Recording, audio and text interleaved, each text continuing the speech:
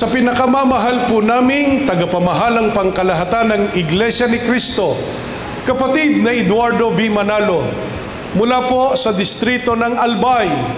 kami po na mga ministro at mga manggagawa ay masayang-masaya po at nagpupurit nagpapasalamat sa ating Panginoong Diyos sa pagsapit po ng ika-16 na taon na matagumpay, makapangyarihan, punong-puno ng pag-ibig at pagmamalasakit na pamamahala po ninyo sa Iglesia ni Cristo. Kami po ay nangangako na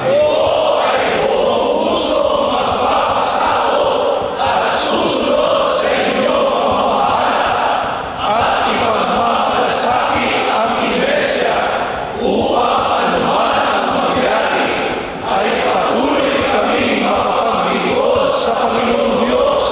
upang makatiyak ng kaligtasan,